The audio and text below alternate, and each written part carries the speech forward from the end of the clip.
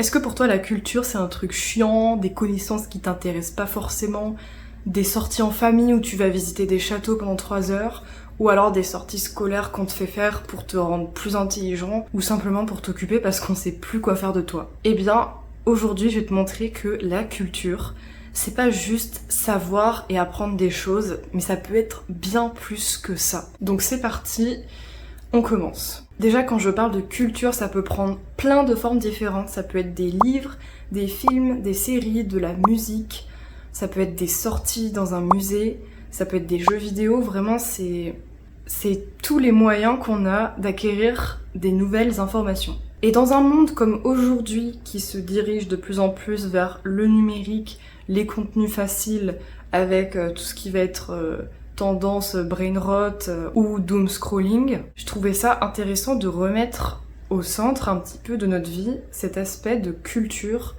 d'enrichir ses connaissances et de pas juste passer son temps à scroller sur son téléphone ou à regarder des contenus débiles. Comment? Oui, je suis en train de lire un livre. Ouais, c'est super. Non, c'est pas chiant. C'est un livre, quoi. C'est bien de lire un livre aussi. Alors moi, je suis la première à adorer les vidéos débiles pour déconnecter de temps en temps, mais clairement, j'aime pas passer 1 heure à scroller sur mon téléphone. Je trouve ça inutile et j'ai jamais trop aimé ça. Par contre, même en n'aimant pas ça, je sais à quel point ça peut être addictif et je me suis déjà retrouvée dans des boucles de scroll qui duraient plus de 2 heures parce que je voyais pas le temps passer et parce que la dopamine, bref, il y a plein de gens qui parlent de ça en ce moment. On sait très bien les effets que ça fait, le scroll sur notre cerveau. C'est des shots de dopamine constants et donc c'est pour ça qu'on a du mal à s'en décrocher. Mais du coup, c'est plus difficile de s'intéresser à d'autres choses que juste scroller sur son téléphone parce que notre cerveau, il a rien à faire, il a juste à se poser et à profiter du moment. Donc, la culture, en ce moment, c'est un peu compliqué, en tout cas pour moi, c'est un peu compliqué. J'ai vraiment du mal à me mettre à lire un livre, me poser et lire un livre. Pour moi, c'est pas envisageable, parce que c'est pas une activité. Je conçois pas ça comme une activité fun. Du coup, je le fais pas. Donc c'est vraiment quelque chose qu'il faut que j'implémente plus dans ma routine. Surtout que là, récemment, j'ai acheté le livre Psychology of Money, qui est ultra intéressant, j'ai un peu commencé à le lire.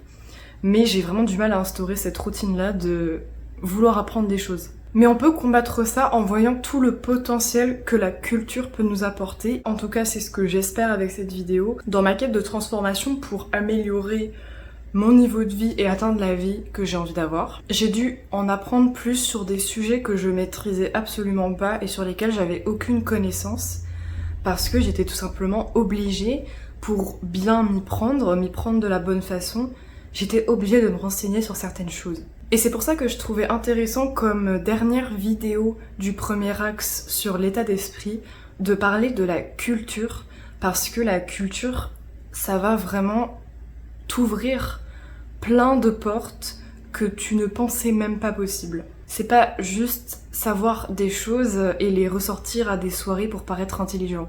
La culture, vraiment, c'est bien plus que ça. Donc reste bien jusqu'à la fin de cette vidéo parce que je vais vraiment te partager plein de choses dont tu n'as même pas idée que la culture peut réellement t'apporter.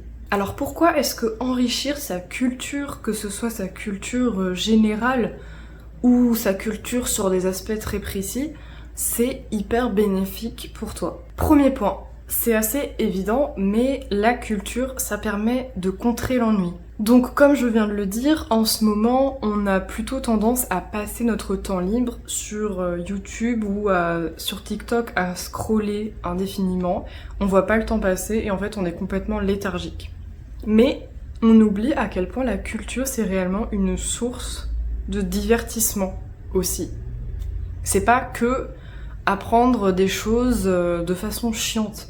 Ça peut être plein de choses éducatives qui peuvent être aussi agréables à faire. Et franchement, il y a des jours où on est le week-end, je me lève le matin et je commence tout juste la journée, je sais déjà pas ce que je vais faire. Et du coup, quand je sais pas ce que je vais faire, qu'est-ce que je fais en premier? Je joue aux jeux vidéo. En fait, les jeux vidéo, j'adore ça, c'est une de mes passions préférées qui prend le plus de place dans ma vie.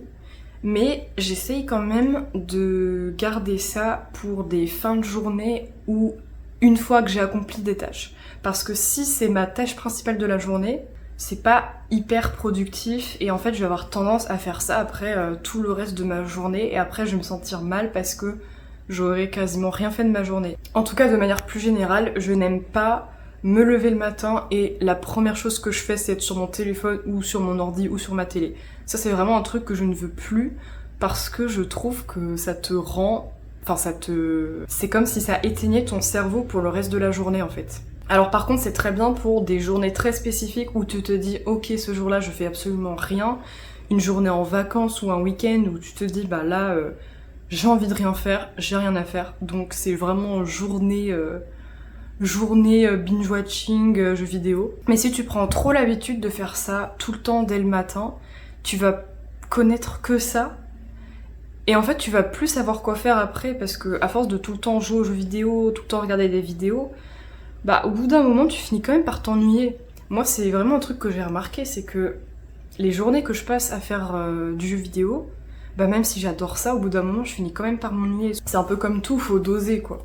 Donc maintenant, le matin, ce que j'essaie de faire, déjà j'ai mon journaling, donc ça le matin c'est vraiment pas mal de commencer par ça. Juste j'écris mes pensées, mon humeur du moment, mes objectifs de la journée. Et je fais ça en prenant mon petit déj, donc au moins ça m'évite de tout de suite me poser sur un écran ou de scroller sur mon écran pendant que je mange. Donc ça déjà c'est pas mal. Et du coup ce que je fais pas et que je vais essayer de faire, c'est de lire le matin, commencer par lire un petit peu le matin, ça aussi c'est pas mal. Parce que ça permet de se réveiller en douceur, de se chauffer le cerveau un petit peu.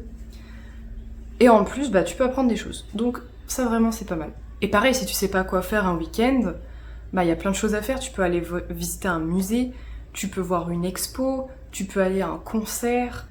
Vraiment, il y a plein de choses à faire que juste passer son temps sur la télé, quoi. J'ai vraiment envie de me sortir de ce schéma de quand je sais pas quoi faire, je vais regarder YouTube ou je vais jouer aux jeux vidéo. Il faut pas que ce soit un schéma qui soit constamment là. Il faut aussi pouvoir savoir s'occuper autrement. Et donc, pourquoi ça en fait? Parce qu'on pourrait très bien se dire, bah non, franchement, ça sert à rien. Moi, je suis très bien devant ma télé, je suis très bien devant mon ordi. Je suis très bien en scrollant pendant 3 heures sur mon téléphone, donc je ne vais pas changer ça. Eh bien, déjà, détrompe-toi, parce que le fait de t'ouvrir à la culture, ça va t'apporter plein de bienfaits cognitifs, de choses qui vont te nourrir personnellement. En fait, tu vas pouvoir améliorer ta personne grâce à la culture. Qu'est-ce que va te permettre la culture concrètement? Déjà au niveau de toi-même. Tu vas pouvoir investir en toi-même. Et ça veut dire plein de choses, mais là, dans ce cadre-là, ça veut surtout dire que tu vas améliorer ta personne au niveau intellectuel, au niveau cognitif, parce que tu vas entraîner ton cerveau à apprendre des nouvelles choses, donc tu vas créer des nouveaux neurones, tu vas avoir des meilleures capacités cognitives, tu vas plus facilement retenir des choses, parce que tout ça c'est un entraînement en fait. Plus tu vas apprendre de choses, plus tu t'entraînes à apprendre des choses, et plus après ce sera simple pour toi de retenir des informations. Le fait d'apprendre constamment des nouvelles choses, c'est hyper important pour le développement de notre cerveau et pour se maintenir en forme. Ensuite, ça peut aussi être un autre moyen de dépenser ton argent. Tu peux dépenser ton argent dans une nouvelle formation, dans des nouvelles études, des formations en ligne. Il y a plein de moyens d'acquérir des nouvelles compétences. Tu peux aussi t'offrir des expériences, que ce soit des spas, des voyages. Tu peux t'inscrire à des clubs, par exemple des clubs de théâtre, un club de poterie. Tu peux faire du sport, de la patinoire. Donc clairement, c'est aussi un moyen de rencontrer des gens, rencontrer du monde. Et aujourd'hui, on a vraiment du mal à ça, à rencontrer des nouvelles personnes.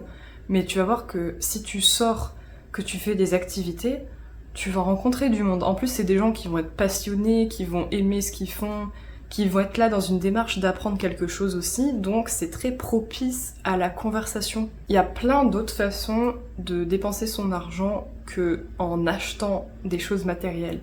Il y a aussi le côté vivre des expériences.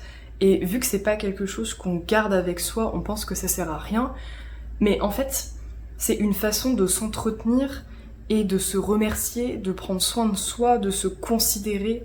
Et ça, c'est hyper important sur ton mental. Donc là, je viens de te lister 3 choses que tu peux faire avec ton argent, autre que acheter des choses matérielles. Donc ça peut être faire des formations pour acquérir des nouvelles compétences, des nouvelles connaissances, faire des expériences comme des spas, des voyages, visiter des lieux culturels. Et 3e chose, t'inscrire à des activités de sport, d'art, pour rencontrer du monde et aussi enrichir ta créativité. Et vraiment, si tu n'y crois pas, je te promets que le fait d'investir en soi-même de cette façon, de s'offrir des moments privilégiés, de visiter des lieux, de tester des nouvelles activités, tu vas voir que tu vas te sentir pleinement dans le moment, tu vas te recentrer sur toi-même. Le fait de contrer l'ennui comme ça en faisant des activités, ça va te faire vivre pleinement la vie, contrairement aux choses que tu vas acheter et sur le moment ça va te faire plaisir et une semaine après t'auras plus ce bonheur-là d'avoir acheté quelque chose. Alors qu'un voyage que tu vas faire, tu vas t'en rappeler toute ta vie, tu vas en parler à plein de gens. Et pareil, les cours de poterie, tu t'en rappelleras toute ta vie, tu pourras... Enfin, tu te seras nourri de cette expérience. Et ça, on sous-estime trop le poids que ça peut avoir dans notre vie. Ensuite, la culture, ce que ça peut te permettre de faire, c'est d'explorer ta créativité. Si tu commences à visiter des musées, regarder des tableaux, regarder des films, visiter des endroits, des paysages, tu vas aussi voir plein de choses différentes et ça va te permettre d'encore plus développer ta créativité. Et en fait, tu vas avoir des références, tu vas avoir des inspirations. Et ces inspirations-là de films, de paysages, de culture, ça va te servir à créer aussi ta personnalité et le fait de voir plein de choses différentes, ça va enrichir ta culture créative et tu vas avoir plein de références et parmi ces références-là, tu vas pouvoir trouver tes références préférées et grâce à ça, tu vas pouvoir te créer tout un style autour de ces références-là. Et le fait d'explorer sa créativité via la culture, je trouve que c'est absolument merveilleux. Par exemple, tu peux très bien te dire que tu vois un tableau, par exemple les Nymphéas de Monet, et ce tableau, il va t'inspirer, tu vas pouvoir t'inspirer des couleurs pour créer une tenue vestimentaire, par exemple. Donc vraiment, il y a plein de façons de s'inspirer de ce qu'on voit de la culture. Et à force, tu vas avoir tes références et tu vas te construire tout un univers de toutes les choses que tu aimes et qui t'inspirent. Et là, tu vas te créer une identité visuelle qui va être ultra forte. La culture pour créer ton propre style personnel, c'est vraiment un excellent moyen. Ça peut être un style vestimentaire, mais ça peut aussi être des références d'humour, de comportement. Si t'as envie, par exemple, de construire ton caractère et que t'as besoin d'exemples, tu peux très bien t'inspirer du caractère de certains personnages de séries que tu connais et te dire « Ah ouais, moi je veux m'inspirer de ce que renvoie ce personnage et l'appliquer à moi-même avec les autres références que j'ai et me construire en fait à partir de ça. » Et plus tu vas cultiver cette curiosité culturelle, c'est hyper dur à dire comme phrase, plus tu vas avoir un panel de choses pour t'inspirer et tu vas réellement te constituer un style personnel qui va se démarquer des autres. Tu vas pas être influencé par les marques, par les tendances du moment, parce que tu auras ton propre style et du coup tu vas plus te poser des questions de comment je m'habille, qu'est-ce qui est tendance en ce moment, qu'est-ce que je porte en ce moment, parce que tu vas savoir quoi mettre, parce que tu sauras qui tu es, tu sauras tes influences, tu auras une esthétique visuelle qui sera bien définie et donc tu vas plus te prendre la tête sur qui tu es. Tout ça, ce sera le sujet du prochain axe qui est l'environnement. On va discuter de tout ce qui est cohérence visuelle, se constituer un mood board, trouver son style, faire un tri dans nos possessions. Et là, tu vas vraiment pouvoir voir prendre forme le personnage que tu t'imagines.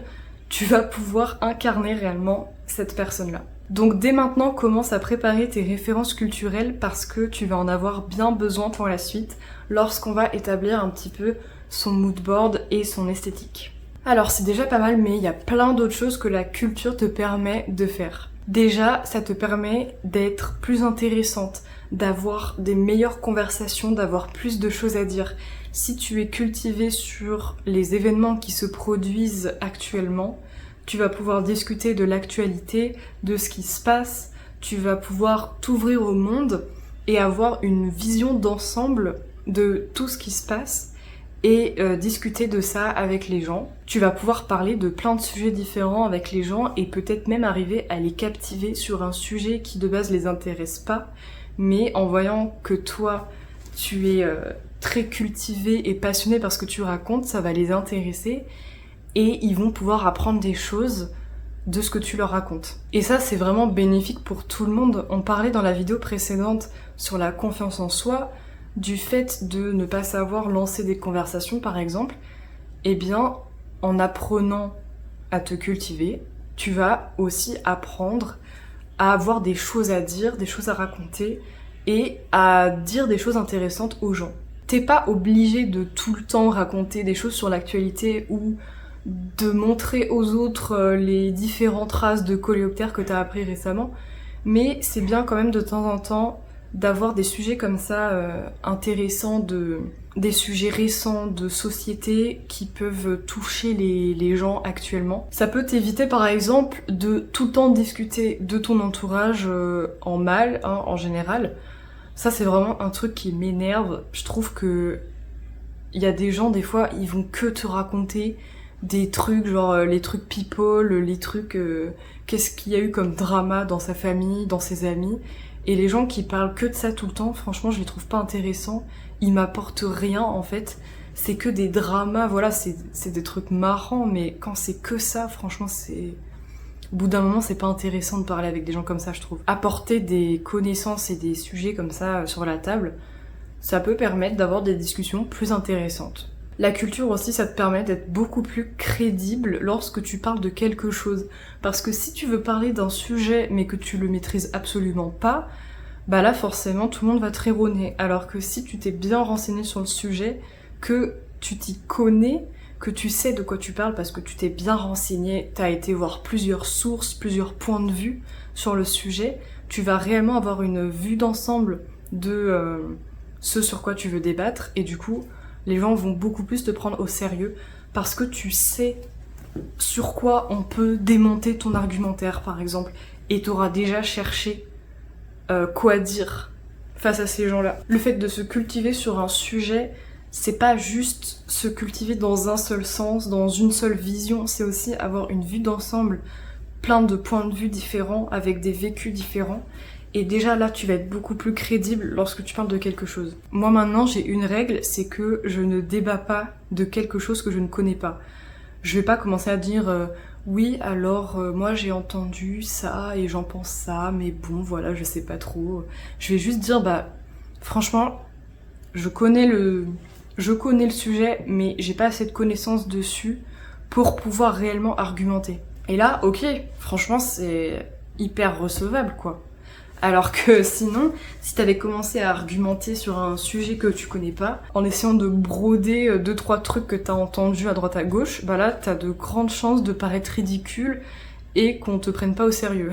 D'ailleurs, la culture joue aussi un grand rôle dans ta compréhension du monde.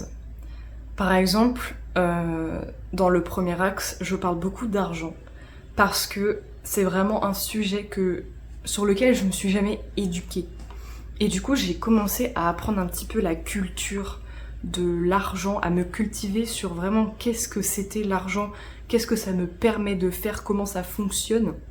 Et le fait de se cultiver sur le monde qui nous entoure, ça permet de comprendre comment il fonctionne et de comprendre quelle peut être notre place réelle dans le monde, quel rôle on peut jouer, qu'est-ce qu'on peut apporter réellement. Et ça permet de pas être délusionnel. Souvent, on est frustré quand on se rend compte que le monde n'est pas comme on l'a imaginé.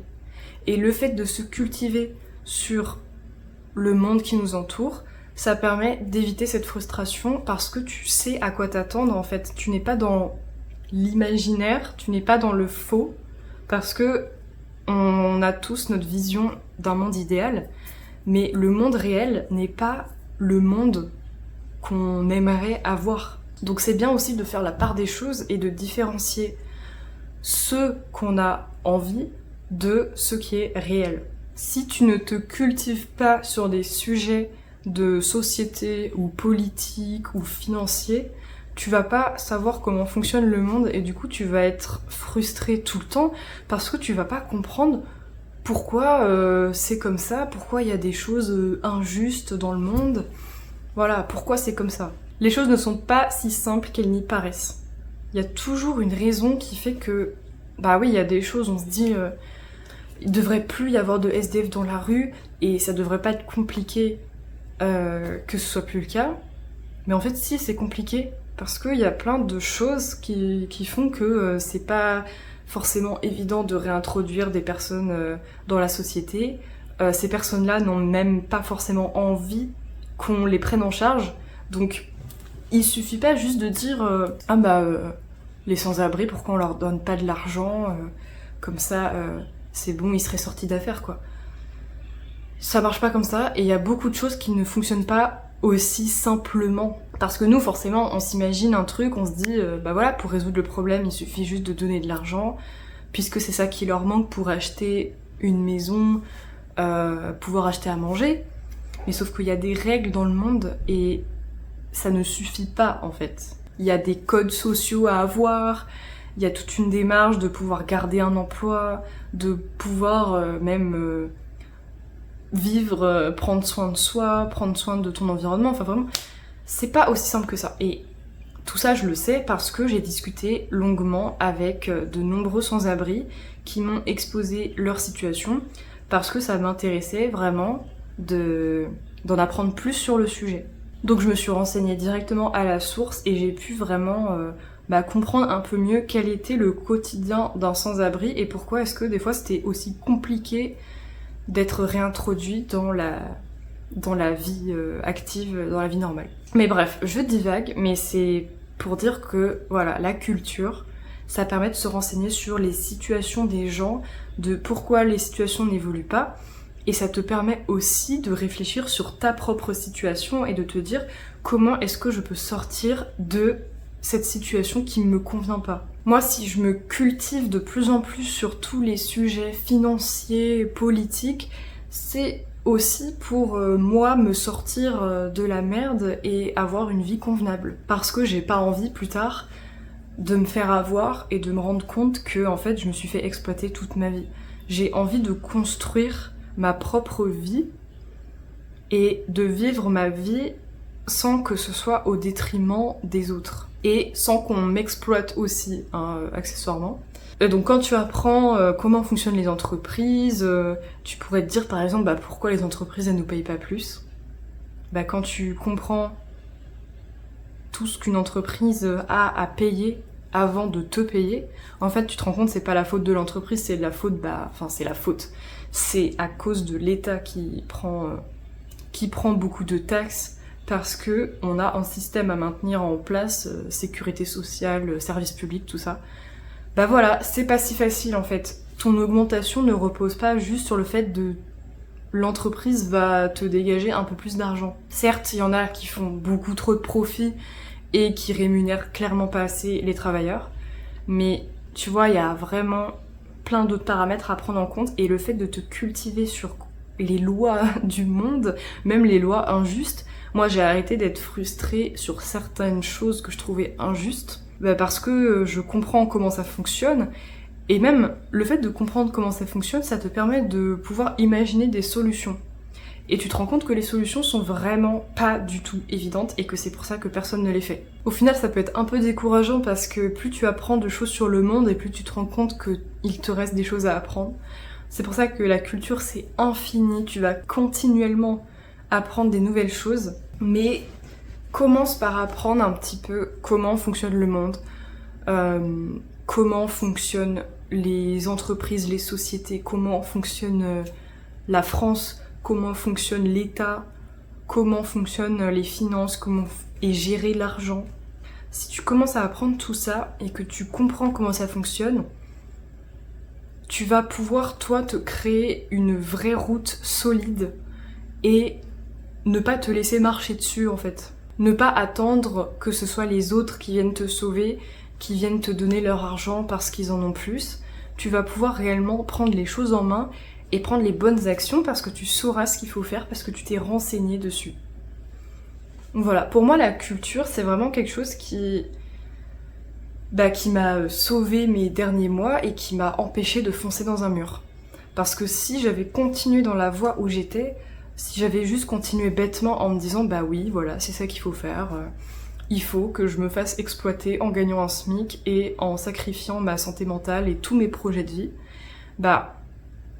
si j'avais pas commencé à me cultiver sur le fait qu'il peut y avoir plein d'autres routes différentes que je pouvais emprunter, et je serais restée dans cette situation-là pendant très longtemps et j'aurais jamais profité de la vie. Et mon but, c'est quand même de profiter au maximum de ma vie et de me créer ma vie idéale. Et pour ça, il n'y a pas besoin d'arnaquer les gens ou de dépendre d'autres personnes. Tu peux clairement te créer cette route-là toute seule, sans avoir un impact négatif sur quelqu'un. Et moi, c'est vraiment ça que je recherche actuellement. C'est me faire passer en premier, avoir la vie que je veux, mettre des choses en place, mettre un système en place, parce que clairement, en ce moment, je travaille beaucoup à mettre des choses en place par moi-même pour atteindre la vie que je veux. Je me laisse pas juste flotter par la vie, quoi. Mais évidemment, tout ça, le fait d'imaginer un parcours de vie, ça ne se fait pas sans connaissance globale de comment fonctionne le monde, de ce qui peut être mieux pour toi, et de connaissances spécifiques sur comment est-ce que toi, personnellement, tu peux économiser de l'argent, comment est-ce que tu peux avoir un travail qui te correspond mieux, comment est-ce que tu peux essayer de ne pas dépendre des autres, de ne pas dépendre de l'État, de ne pas vivre dans l'attente que l'État te donne plus d'argent en augmentant le SMIC ou que ton entreprise te donne plus d'argent, parce que en dépendant des autres comme ça, c'est le meilleur moyen de ne jamais progresser, parce que l'État et l'entreprise dans laquelle tu bosses, elles ont aucun intérêt à élever ton propre niveau de vie, alors que toi, si, c'est ton intérêt principal d'avoir une bonne vie. Donc voilà, réfléchis à tout ça. J'espère que ça t'aura un peu ouvert les yeux sur tout ce que la culture peut t'apporter, que ce soit au niveau personnel, au niveau intellectuel, au niveau aussi du divertissement, mais aussi au niveau de ta vie en général, de ta survie. Comment est-ce que tu peux mettre en place une vie qui te correspond vraiment? Voilà, donc la vidéo est terminée, c'était la dernière vidéo du premier axe. La semaine prochaine, je vais faire une vidéo bilan, donc 3 mois passés sur YouTube, 3 mois après, qu'est-ce qui a réellement changé dans ma vie, qu'est-ce que j'ai mis en place et qu'est-ce que j'ai observé comme changement positif, comme négatif. Et je vais discuter vraiment de l'avenir aussi de la chaîne, de ce qu'on fera ensuite. Il va y avoir plein de choses hyper intéressantes. Ça va être une grosse rétrospective et une grosse remise en question de tout ce que j'ai fait là maintenant sur YouTube.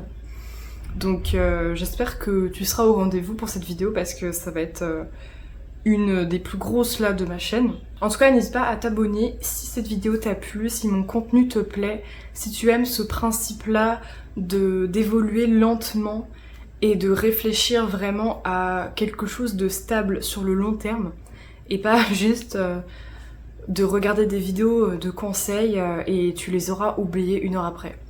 Voilà. J'espère que cette vidéo t'aura inspiré et t'aura ouvert les yeux sur l'importance de la culture. Que la culture c'est pas juste un truc chiant, c'est pas juste apprendre des choses, ça peut vraiment t'apporter des bénéfices réels dans ta vie. Voilà, donc je te dis à la semaine prochaine et surtout bonne réflexion parce que tu vas en avoir besoin.